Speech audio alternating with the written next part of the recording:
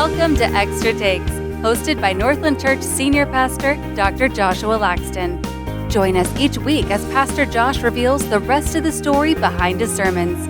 We'll discuss how those who follow Christ can live out a biblical vision for the church in our world today. Well, hello, Northland family and friends. Welcome to another episode of Extra Takes.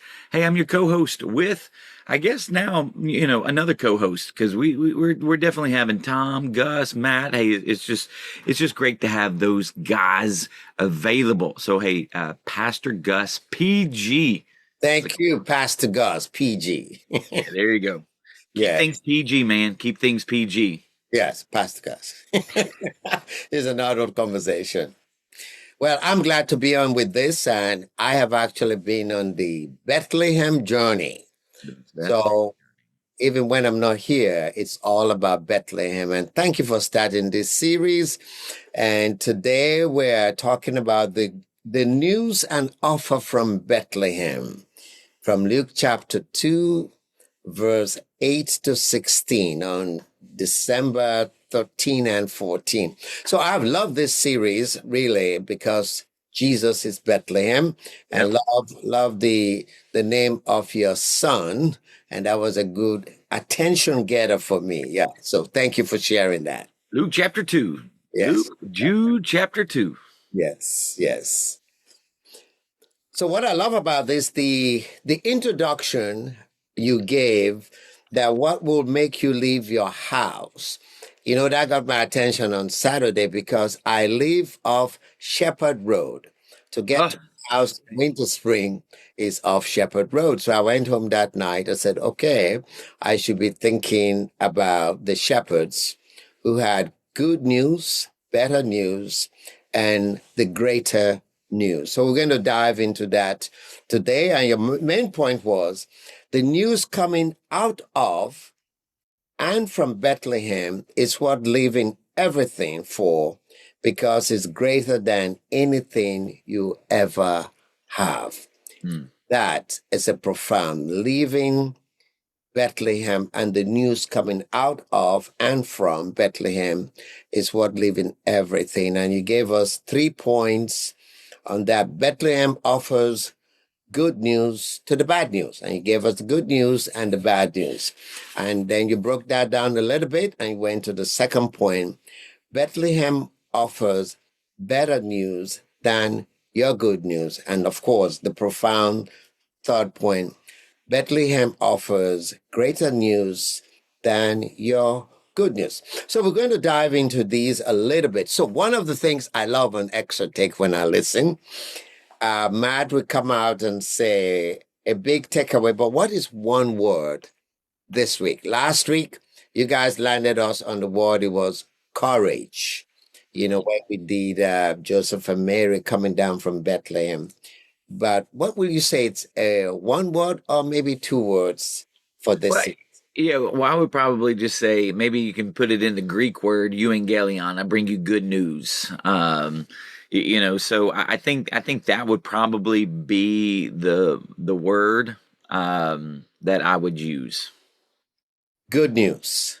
Yes, good news. Yes.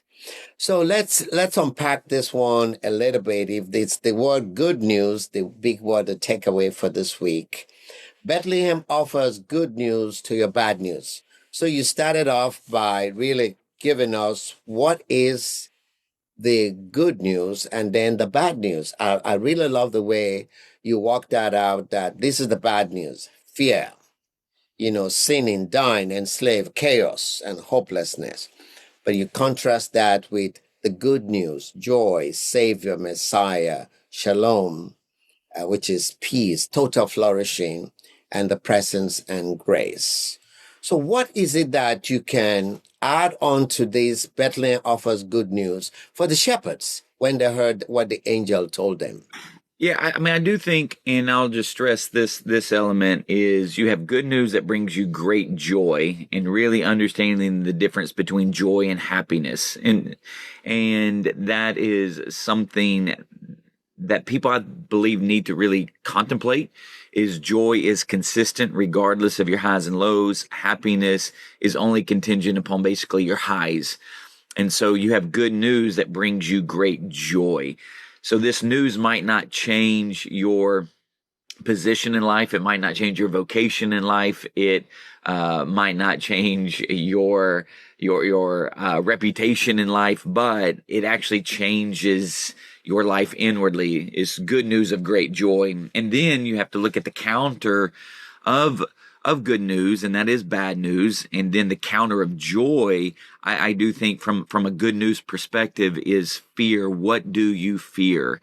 And then this is one of the things that I love looking at, like the needs in Maslow's hierarchy of needs, is that you look at all of the 5 needs that we have, and look at just the most basic need is physiological: air and breath and food and water.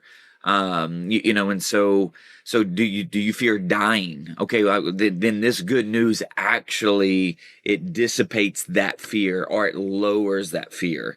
So that's where I'm like, okay, what do you fear? And this is one of the things that we talk about in missions. So missions is really the activity of the mission of God, of where you are taking the good news, or you're living out the good news in a particular context. And so when you look at Americans, they might have a different set of fears compared to somebody from Sierra Leone, somebody from Kenya, somebody from Iran, Iraq. So we have human fears, and they're on that hierarchy of needs from Maslow's, in terms of, again, those 5 basic needs of human beings. So Americans, one of the things that I would say is that if you look at American fears, you're probably looking at love, belonging, self-esteem, and self-actualization. Those are kind of probably the top fears of Americans. Well, if you're looking at in a region or a country that is more oppressed or war-torn, so take Ukraine right now, people might actually be fearing more for their physiological needs and their safety needs, and so there's fear there. If you look at the history of really Christianity, it does seem that the good news of King Jesus really does resonate with those who understand their dire needs of humanity in terms of the physiological and the safety and security needs. So those who are more vulnerable, those who are more oppressed, those who are impoverished, they typically gravitate towards this good news of a Savior, Messiah, Lord, who's bringing shalom and peace, whose presence and grace is real and gives them, like eternal hope, as opposed to temporary hope. So that's really huge in terms of the good news, bad news. You need to understand where's your bad news, if you're really even going to understand this good news. And if you don't feel like you have any bad news, you're not looking to Jesus for good news. I think that's part of what we've seen in American life over the last several decades, possibly even century, since I guess getting towards the century, in terms of the baby boom era and the industrialization and the economic boom that Americans have experienced from really the mid 1940s until present day. But then I would also add what we're seeing over the last probably 5-10 years with our political instability, with the fact that a secular mindset and a secular worldview really doesn't produce what people thought it would produce. And so there is this hunger that I do think that we're even seeing from the younger generation, of going, okay, we got to find something that is more anchored, more stable, more certain, more profound. So that's how the bad news, good news works. And one of the things you gave us, maybe you can also unpack that a little bit. So we see that bad news in every culture is there, whether it's African, Middle Eastern, South American, American. But then you gave us these 5 points that when I get the good news news of joy, Savior, Messiah, total flourishing, shalom, how I process it. Yeah. So from the missional perspective, because that's what we declare, our key word is good news. How, when we who present this good news for those who receive the good news, You gave us ways that you hear the good news, you evaluate, you determine, you go and you experience. What would be our takeaway that how do we get this good news to people who need to hear despite their cultural background? Yeah, I'll probably continue on answering that question this coming week with the wise men. But just what we see with the angels bringing the news to the shepherds. Now, it is interesting in the Greek. The word for angel is also the word for messenger. So we as followers of Christ, we have also become messengers. We are to take something. We're to take good news. Now, here's another fascinating, point about good news in the ancient world at this point in time. So good news is not necessarily a biblical term. You have to remember that the Greek language was the common language of the day because of the Greek influence when Alexander the Great had spread Greek influence all really over the known world. And so a lot of people spoke Greek, and that was kind of the common language as English is today. And so that idea of good news was used in a couple of different ways, but a big way that it was used is if a military a victory had occurred, they would send a messenger back to the city or cities to declare the good news of victory. Also, when you even look at John the Baptist, and he was the one to prepare the way of the Lord and to make straight the paths. And so that's actually an imagery of the fact that if a king was coming, they would clear everything, and then they would go ahead and declare, "Hey, the king is coming." So there is this kind of a two elements to this idea of good news that Jesus, he's the one who is bringing ultimate victory of conquering sin, death, hell, and the grave, but then he is also the rightful king who is coming. And so there's this good news of military victory, and there's this good news of the rightful cosmic king that is coming that we ought to declare. Now, not only should we declare that news, but again, you live in light of that news. So if you could imagine, if you're a city and you're a citizen of that city, and the military person has run ahead and has declared, "Hey, good news, the army has won." Well, then that shapes your life, that shapes your mindset, that shapes you in the present. And so the fact that Jesus has conquered death, hell, and the grave, and if we really do embrace that good news, it should shape us in the present. Same thing about the king is coming.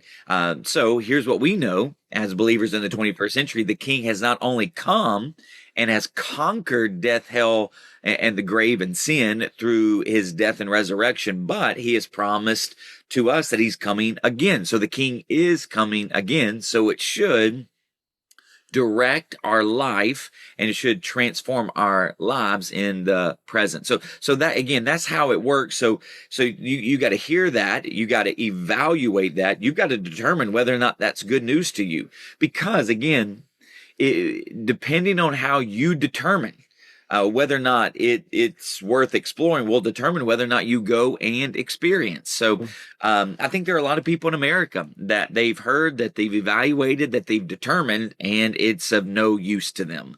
And so that's for believers, for the church, it is not, we don't shoulder the burden of their determination of whether to go and explore. We just shoulder the call for people to hear and evaluate. That's it. We're just asking them to contemplate. We're just asking them to assess and evaluate whether or not this news is relevant or if it resonates with them.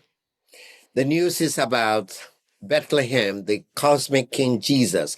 So you moved on to a second point where you talk about Bethlehem, who is a person, Jesus, offers better news than good news. So you just said the good news is what we declare, from a military standpoint, but also about the cosmic king.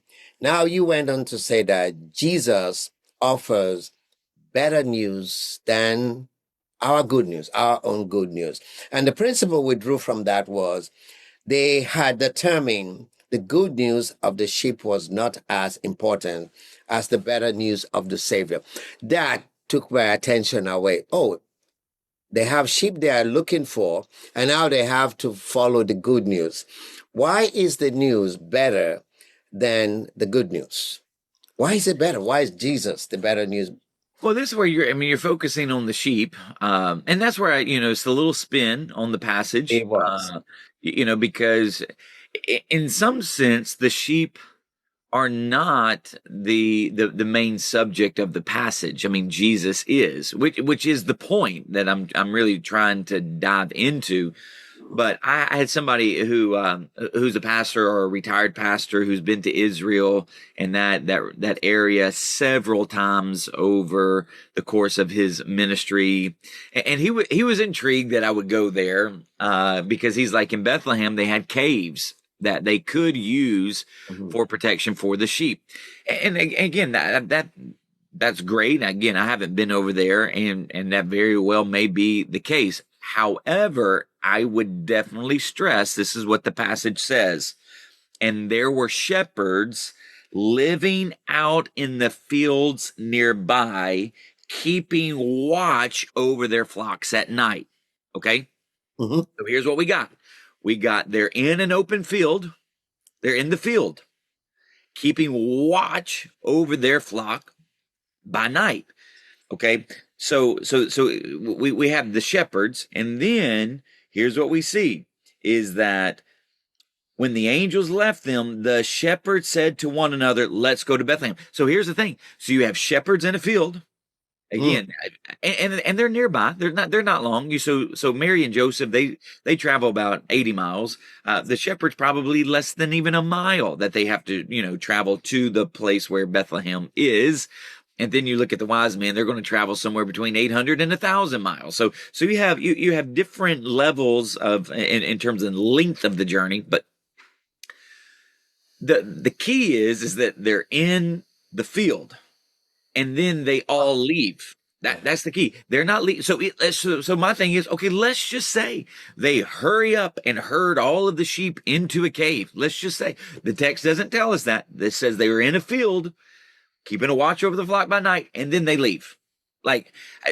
So this is where I do believe that the text. Now, I'm not reading anything into it other than the fact that they were there in the field, and then they're leaving the field. They're living in the field, watching the sheep, and then they're leaving the field and the sheep. And I believe, and so this was also interesting in that, kind of in that point, that I had somebody, when I was talking about, I talked about the leaving the good that you have vulnerable to cling to the better value. So then I talked about Abraham, and then I talked about Peter. Okay, so the reason why I went to Abraham and Peter, because I wanted to show from both the Old Testament and the New Testament that this principle actually is seen, so that I'm not reading into the text, but that I'm actually being a good Bible student and bringing in the hermeneutics. Hermeneutics is just a big fancy way of saying let the Bible interpret the Bible. So here we have Abraham, very similar to the shepherds. He had a good value. He had a good value in terms of living in the land of the Ur of the Chaldeans, but he left that good vulnerable in order to move towards and to cling to the better value of a heavenly city. And then you also see with Peter and the disciples, but particularly Peter, when he follows Jesus, he leaves his nets behind and he follows Jesus. And then I could show you there again, I could show you all that. So what I'm doing is I'm really trying to show, even at the very beginning, when Jesus comes as a baby, you're having people leave what is perceived to be good.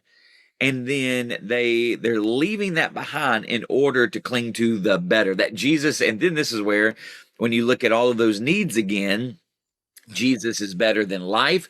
Jesus is better than our safety. Jesus is better than any love and belonging to anyone else that we could experience. Jesus is a better from status recognition, earthly status and recognition. And Jesus is better than what we could even ever make of ourselves. Jesus is the better value in terms of all, in contrast to all of the good values that we have in life. Yes. And I think what you just explained there with Matt, that's the modern day sheep that we see as our values. Yeah. But Jesus, Bethlehem, is better than that, because today our modern day sheep is family, relationship, education, jobs, career, money, and material, security, stability, position, resume, and reputation and success. That's our modern day good value, but we have to leave those like the shepherds. Thank you for putting that together with the Yeah. example of Abraham and Peter, and there are much more. I want us to spend the next few minutes on number 3. Yep. Bethlehem offers greater news than your best, my best, and my worst news. So, what was interesting about that, you always have these two categories: worst case, best case. Yep. But because of Bethlehem, you offered us the greater case that is there. Bethlehem offers greater than our worst case. So unpack that one a little bit about the best case, the worst case, but Jesus, Bethlehem, the greater case.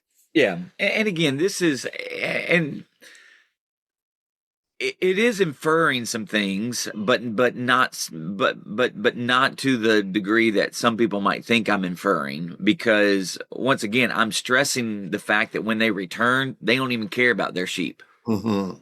All they seem to have cared about is glorifying and praising God for what they had heard, what they had seen, Mm-hmm. just as they had been told. So all they're worried about, all they are concerned about, all they are focused on is the news that they had heard and seen, which is part of the reason why is that, Jesus is greater than, he's the greater news than your best or worst case, because I do believe as human beings, we live in best case, worst case scenarios. And I think that point did resonate with a lot of people, because they live in those two categories where Jesus actually adds a third. And then that's where when I ended on that point, I really was stressing that, hey, it doesn't mean that you don't have to feel that you shouldn't feel the highs of the best case scenarios of your life. Like, feel them and celebrate them, but let Jesus be the stabilizing presence. And then in your worst case scenarios, because there's going to be times we are going to experience the worst case scenarios, and when you do, be sad, grieve, feel the weight of those emotions, but let Jesus be your stabilizing presence, because he is he is the better case. So, there are other, examples, so best case scenario, you have a happily ever after marriage where your marriage goes the distance. Worst case scenario, you go through a nasty divorce. Best case scenario, Jesus is your husband who will never leave you nor forsake you, who is constant through the trials and the storms. So that's another example. You have lots of friends. Best case scenario. You have no friends. Worst case scenario. But Jesus, you have a friend that sticks closer than a brother. Okay, so these are best case, worst case, and greater case, scenarios. And so here's what I would say too, though, is that the greater case scenarios always leaves you in a win gain column, that ultimately, even if you lose, you have still won and you have gained with Jesus, which is again why he's the greater case news to your best worst case scenarios.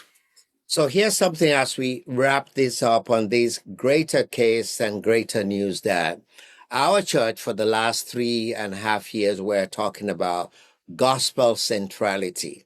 So the journey of Bethlehem, and even looking at the news today, what would you say makes us stand out as a church, that the gospel, the greater case of Jesus Christ, Bethlehem, that's what builds the church. That's what builds people up.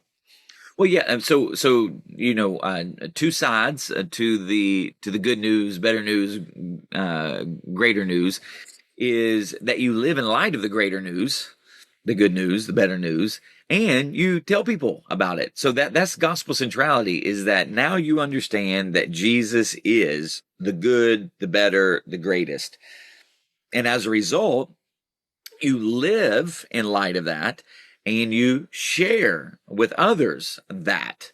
And that's, I think that's, what we've really tried to focus on here at Northland over the last 3 years, 3.5 years. And we will continue to focus on that he is the good, the better, the greatest news. And the element too, when you go back to the list of the elements of the good news, and you see that he's the Savior, that he's Messiah, Lord, the anointed one, the rightful King, that he's bringing peace, shalom. So that's part of where we're living out that peace and shalom, which is why we have Mercy Road, which is our compassion sphere that is showing how in Jesus he is making all things new, that he is caring for the vulnerable, he's caring for the marginalized, he's caring for those who are going through a wilderness season, and they need some compassion, some love, grace and mercy. This is why we also have what we call our commerce sphere and our cooperative school and a bookstore and a cafe, using and leveraging our building so that other people can use it. And we're being a benevolent owner, and we want to do more of those kind of business side, because what we're trying to do is express and demonstrate how Jesus is even making what we do in the world and how we do it differently. So he's leading us to be different educators. He's leading us to be different business people. He's leading us, to have a different mindset about how we cultivate culture, how we engage culture, how we leverage culture for the glory of our King. So again, that's how all of this plays out in our midst. So the journey of Bethlehem is going to climax next week. We live it. The gospel centrality we live, and we share, we tell. So next week, what can you tease out? We're inviting our friends. Even I was on the dental chair. All this lady could tell me we're going to be in Bethlehem next week. She's coming to the 1 p.m. So what can you tease out we should be looking forward to as the journey continues? Jesus is the... So this Sunday, because remember we only have one gathering this weekend at 11, and I'm excited because now we'll have all of our kids in the service, in the gathering that day, at least all of our 1st through 5th graders, and so I'll be talking about the wise men, and I'm looking forward to unpacking this idea of breadcrumbs. Because if you're going to journey to Bethlehem, you got to follow the breadcrumbs. And then for our Christmas Eve gatherings, I'm actually going to do a little spin. I'm actually going to look at all of the people who did not come to Bethlehem. I can see how evangelistic that is going to be. All the people who did not come. Because one of the things you do very well is how you spin these things, like you did that in the FAMCOM. So we're looking forward to the wise men this Sunday, on their journey. And then the weekend, we're all inviting our friends to come to the New Year's Eve services. Yep. We're going to have Christmas Eve services on Wednesday at 6 o'clock. And then we're going to be doing Tuesday at 6 o'clock, correct, Pastor? Yeah, so the 23rd. Let's make sure we get this right, Gus, so we don't confuse anybody. 23rd and 24th. So 23rd. So Tuesday, 23rd, one gathering at 6 p.m. Yep. Then on the 24th, we will have 1, 3, and 6. 1, 3, and 6 on the 24th. So it's gonna be a fun time at Northland for our Christmas Eve gatherings, and and we'll look at those who. So here's the thing: we look at, and what I'll do for Christmas Eve, I'll just kind of a recap of all of the people who made it to Bethlehem and why they made it to Bethlehem. But we'll look at the ones who didn't and why they didn't come to Bethlehem. Because hey, listen, there's going to be a lot of people. We'll have probably 2,000-3,000 more people than we normally have on a given weekend, and some people need to hear this, is that, hey, listen, if you don't make it to Bethlehem, you don't make it to heaven. If you don't make it to Bethlehem, you don't make it to heaven. The message is clear. Thank you for leading us on this journey of Jesus. He's the Bethlehem. Absolutely. Well, Northland family and friends, hey, thanks so much for tuning in to another episode of Extra Takes. Until next time. Blessings. Bye. Thanks for listening to Extra Takes. Be sure to follow us on Spotify and Apple Podcasts so you won't miss a single episode.